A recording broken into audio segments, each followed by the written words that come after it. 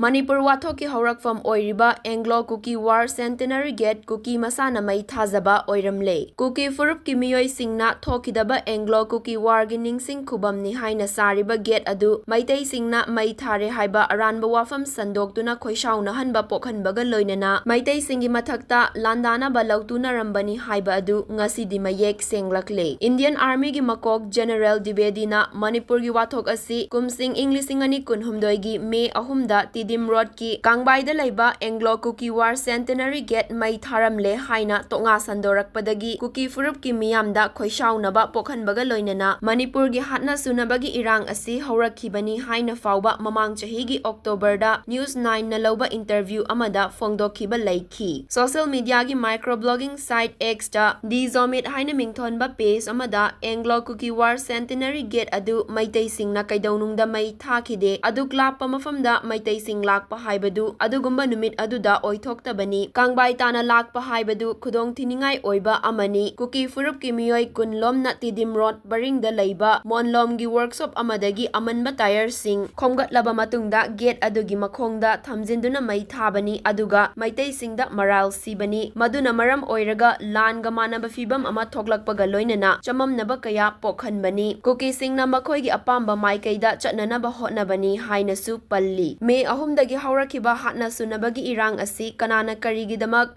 thokhanbano haibadu wafam asina mayek sengna takle.